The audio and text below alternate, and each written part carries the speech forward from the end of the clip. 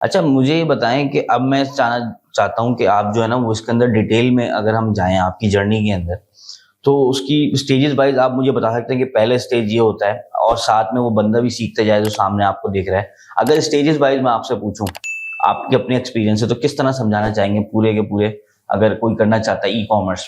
E-commerce या artificial jewellery का business? अच्छा, अब इसके अंदर डिटेल तो मैं ये बोलूँगा कि आर्टिफिशियल ज्वेलरी भी एक कोई ना कोई पर्टिकुलर नीश है। क्योंकि ऑब्वियसली जब हम उसको समझ लेंगे तो ऑब्वियसली उसके इर्द-गिर्द की जितनी भी नीश है उनको भी समझ लेंगे। बिल्कुल। तो आप आर्टिफिशियल ज्वेलरी के हिसाब से बता सकते हैं। ठीक है, मैं दोनों को के कोई भी बिजनेस ई-कॉमर्स आज की तारीख में स्टार्ट करना चाहता है, आप अव्वल तो आज यूनिवर्सिटी, यूट्यूब मौजूद है, आपको पता है ना कि सबसे पहला उसका सिंपल स्टेप है, क्योंकि लोग थोड़ा सा परेशान होते हैं यूट्यूब पे भी जाके कि क्या सर्च करें, क्या ढूंढें, क्या नहीं। सबसे पहले तो ये कि आपने ई-कॉमर्स का बिजनेस करना है ना, आप अपना फेसबुक का और इंस्टा का एक पेज बना। सही है। सिंपल स्टेप है, पेज बना के आपने कुछ नहीं करना, प्रोडक्ट्स आपने नहीं परचेज करनी, आप उनकी पिक्चर्स ले लें, पिक्चर्स लेके उसको आप अपलोड कर दें। आपके पास ऑर्डर आता है, अब इससे ऑर्डर कैसे आएगा कि आपने उसका एक ऑप्शन होता है अभी स्टार्टिंग स्टेज पे नीचे बूस्ट पोस्ट का, आप उसको रन करें 300-500 रुपीज पर आप जो है वो डे के ऊपर उसको सिलेक्ट कर लें और उसको रन कर दें। होपफुली 2-3 डेज में इंशाल्लाह आपके पास, आपने अगर आपका कंटेंट ऊपर डिस्क्रिप्शन सही है, प्रोडक्ट की पिक्चर्स अच्छी हैं, तो आपको फर्स्ट डे या सेकंड डेज में ऑर्डर जनरेट होना शुरू हो जाएंगे।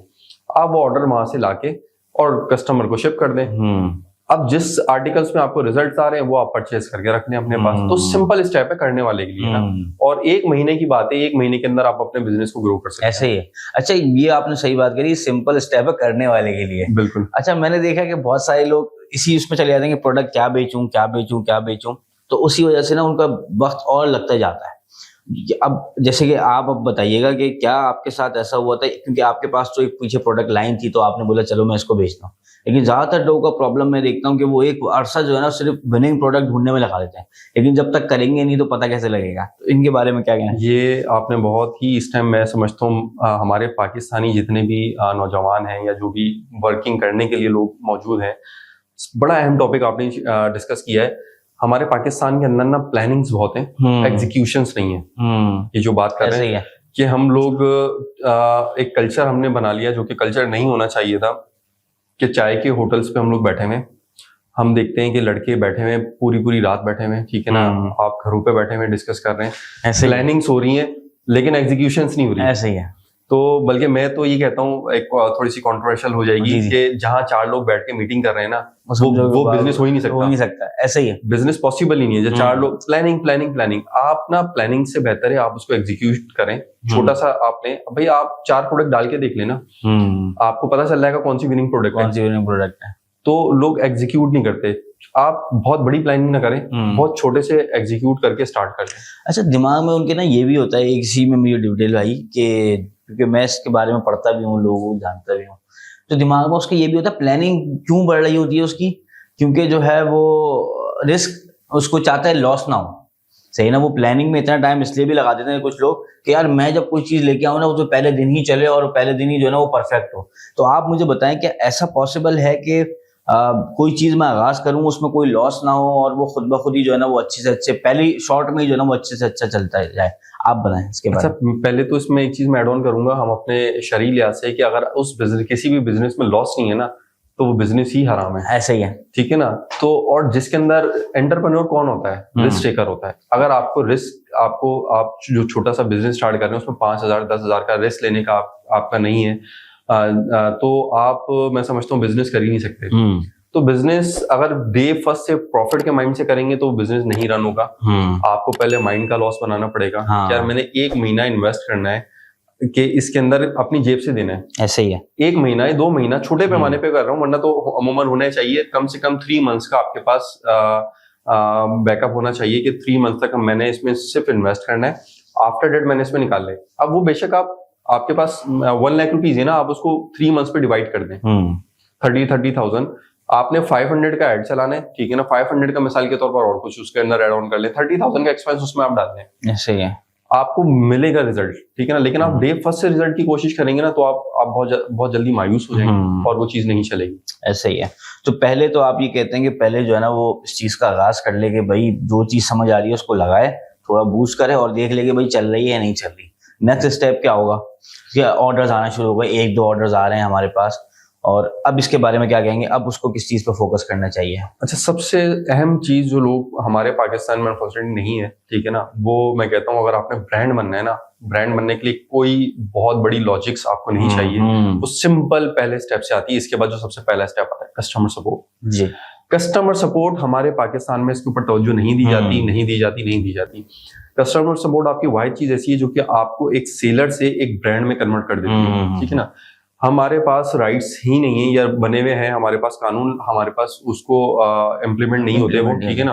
आप आज क्योंकि आप एक यूएसए में एक अरसे से काम कर रहे हैं, ठीक है ना, तो आपको पता है कि वहाँ बायर के कितने राइट्स हैं। बहुत राइट्स, मतलब सेलर तो अब्यूज हो रहा है वहाँ पे, ऐसी है। बायर ही जो है ना वो मजे कर रहा है। बायर के यानी कि 1%, सेलर के 1% है तो 99% बायर के राइट्स। ऐसा ही है।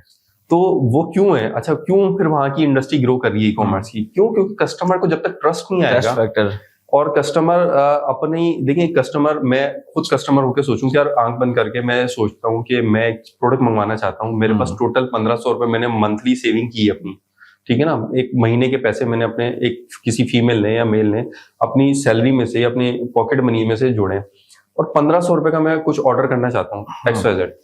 अब वो 1500 रुपए का आइटम खराब आ जाए, कितना दुख होगा? ऐसे ही है। लोग ये नहीं सोचते, लोग कहते हैं बस ऑर्डर आ गया और बस चीज जानी चाहिए, चाहे खराब जाए अच्छी जाए, और उसके बाद ब्लॉक कर देंगे, हमें कौन पकड़ेगा? ऐसे ही। तो वो उनकी जो सोच होती है ना, वो उनको आगे नहीं बढ़ने देती, और नहीं बढ़ते वो लोग। तो आपका जो क्वेश्चन था कि क्या चीज करनी चाहिए, मेरा अपनी कस्टमर सपोर्ट जितनी अच्छी देंगे, आप कस्टमर को ट्रस्ट दें कि भाई ये चीज आप ये देखें वीडियोस, ये पिक्चर है और अकॉर्डिंग टू ये आपको रिसीव हो रही है, और अगर इसके बाद भी आपको नहीं समझ में आती, ठीक है ना, आप इसको हमसे एक्सचेंज करवा सकते हैं किसी और प्रोडक्ट के साथ। सही है। फिर एक्सचेंज के अंदर पाकिस्तान के अंदर एक बहुत बड़ा इशू है कि आप एक्सचेंज करवाएं तो कैसे करवाएं?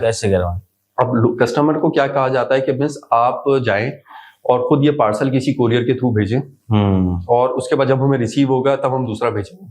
सही है। अब कस्टमर अगर उसने खुद मार्केट जाके ही ये पार्सल डिस्पैच करना था तो मार्केट जाके बाय कर लेता वो। सही है, ऐसे ही है। वो क्यों आपसे घर बैठे ऑनलाइन शॉपिंग कर रहा है? तो कस्टमर के लिए इतना बड़ा उसको बना देते हैं, तो वो आइंदा तौबा कर लेता है कि मैं ऑनलाइन शॉपिंग नहीं करूंगा।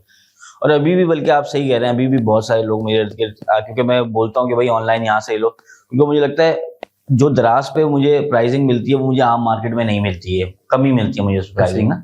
तो मैं लोगों को ये कहता हूँ, लेकिन अभी भी उनका परसेप्शन यही है कि नहीं वो तो धोखा है, वो तो फ्रॉड है। और वो सही कह रहे हैं बिल्कुल आप ना, क्योंकि किया है सेलर्स ने यहाँ पर ना, फ्रॉड किया है। हमारे पास, मैंने जब अपना स्टार्ट किया था 16-17 में काफी ग्रो कर चुके थे उस टाइम तक, तो उस टाइम सबसे बड़ा चैलेंज ही यही आ रहा था हमें कि कस्टमर जो है वो ट्रस्ट नहीं कर रहा था ना। कस्टमर ये सोचता था कि मुझे पता नहीं पेमेंट मिलेगी नहीं मिलेगी, रिटर्न मिलेगा नहीं मिलेगा, एक्सचेंज मिलेगा नहीं मिलेगा। तो ये चीज हमने उस टाइम से लोगों को ऑफर, उस टाइम हालांकि कोरियर कंपनी के पास सर्विसेज नहीं थी, हम कस्टमर को उस टाइम कहते थे मिस कोई सर्विस है नहीं तो आप काइंडली ये भेज दें और हम आपको इसके पैसे देंगे जो आप डिस्पैच कर रही हैं, और यहाँ से भी हम फ्री ऑफ कॉस्ट भेजेंगे, आपको एक्सचेंज करके देंगे। लेकिन अब हमारे पास अल्हम्दुलिल्लाह लॉजिस्टिक कंपनीज ने सर्विसेज देना शुरू कर दिए हैं मेन सिटीज में, कि अब हमारे पास कराची का, लाहौर का, इस्लामाबाद का, रावलपिंडी या जो भी मेन सिटीज है उसमें कोई ऑर्डर आता है उसका एक्सचेंज होता है, तो हमारी तरफ से खुद कोरियर जाता है, उसको दूसरा प्रोडक्ट देते हैं और उनसे वो वाला लेके हमें जो है ना रिटर्न कर देते हैं। तो कस्टमर को कहीं पर भी तकलीफ ना आनी चाहिए कि वो घर बैठे उसने मंगवाया तो घर बैठे एक्सचेंज भी मिलना चाहिए।